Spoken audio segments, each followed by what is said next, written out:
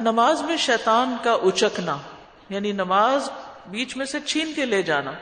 عائشہ رضی اللہ عنہا روایت کرتی ہیں، میں نے رسول اللہ صلی اللہ علیہ وسلم سے نماز کے دوران ادھر ادھر دیکھنے کے متعلق دریافت کیا۔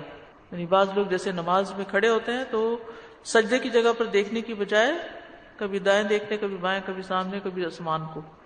تو آپ صلی اللہ علیہ وسلم نے فرمایا یہ تو اچک لینا ہے، یعنی خشوع ختم کرنا ہے، جو شیطان بندے کی نماز میں سے اچک لیتا ہے۔ یعنی اس وقت شیطان اتنا ایکٹیو ہوتا ہے کہ بندے کی نماز میں سے کچھ حصہ نکال لیتا ہے۔ تو نماز میں ادھر ادھر دیکھنا، جھانکنا مکروہ ہے، کیونکہ بعض اوقات انسان دائیں بائیں گردن بھی پھیر لیتا ہے تو نماز سے توجہ ہٹ جاتی ہے۔ خشوع و خضوع جس کا حکم دیا گیا ہے وہ اس سے ختم ہو جاتا ہے۔ تو نماز توجہ کے ساتھ پڑھنی ضروری ہے۔ رسول اللہ صلی اللہ علیہ وسلم نے فرمایا جو بھی میرے وضو کی طرح وضو کرے، اس کے بعد 2 رکعت ادا کرے اور ان کی ادائیگی کے دوران میں کوئی خیال دل میں نہ لائے تو اس کے سابقہ تمام گناہ معاف کر دیے جاتے ہیں۔ کتنا مشکل ہے یہ کام کہ پھر نماز کے دوران اور باتیں نہ سوچے، اور یہ انسان کے شیطان پر غالب آ جانے کی وجہ سے ہوتا ہے۔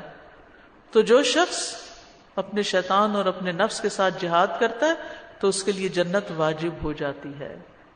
تو اس حدیث میں بیسیکلی توجہ سے نماز پڑھنے کی اہمیت کو بیان کیا گیا ہے کہ نماز میں ادھر ادھر نہ دیکھا جائے، کیونکہ جب انسان نماز میں ادھر ادھر دیکھتا ہے، یعنی نمازی جو ہوتا ہے نا، وہ جب تک نماز کی طرف متوجہ رہتا ہے تو اللہ سبحانہ وتعالیٰ بھی اس کی طرف متوجہ رہتا ہے، جب تک وہ دائیں بائیں نہیں دیکھتا۔ لیکن جب وہ اپنا چہرہ پھیر لیتا ہے تو اللہ تعالیٰ بھی اس سے اپنا چہرہ پھیر لیتا ہے۔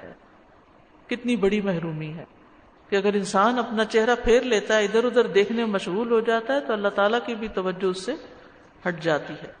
اسی طرح ابو ہریرہ کہتے ہیں کہ مجھے میرے خلیل نے 3 باتوں کی وصیت کی اور 3 سے منع کیا۔ جن 3 باتوں سے منع فرمایا وہ ہیں نماز میں مرغ کی طرح ٹھونگے نہ ماروں، کتے کے بیٹھنے کی طرح نہ بیٹھوں، اور لومڑی کی طرح ادھر ادھر نہ دیکھوں۔ اب جانوروں سے تشبیہ دی گئی، مرغ کی طرح ٹھونگے نہیں مارنے، کتے کی طرح بیٹھنا نہیں، اور لومڑی کی طرح ادھر ادھر نہیں دیکھنا۔ رسول اللہ صلی اللہ علیہ وسلم نے ایک دن نماز پڑھائی۔ ابو ہریرہ کہتے ہیں پھر آپ مڑے اور فرمایا اے فلاں، تم نے اپنی نماز اچھی طرح کیوں ادا نہیں کی؟ کیا نمازی کو دکھائی نہیں دیتا کہ جب وہ نماز پڑھتا ہے کہ اس نے کس طرح نماز ادا کی ہے، حالانکہ وہ اپنے ہی لیے نماز ادا کرتا ہے۔ یعنی جو کام ہم اپنے فائدے کے لیے کرتے ہیں اس کو ڈھنگ سے تو کریں۔ تو نماز کا اجر اس کی خوبصورتی کے اعتبار سے ہے۔ نبی صلی اللہ علیہ وسلم نے فرمایا بے شک آدمی نماز پڑھ کر اس حال میں لوٹتا ہے کہ کبھی اس کے لیے نماز کا 10واں حصہ ہوتا ہے بس، یعنی نماز کا اجر اس کو صرف 1/10 ملتا ہے، 9واں حصہ، 8واں حصہ، 7واں حصہ، 6واں، 5واں، 4واں، تہائی یا آدھا حصہ اجر میں لکھا جاتا ہے۔ یعنی نماز کے بعد ہر نمازی کا اجر مختلف ہوتا ہے، ایک جیسا نہیں ہوتا، اور وہ ڈپینڈ کرتا ہے کہ اس کی نماز میں توجہ کیسی تھی۔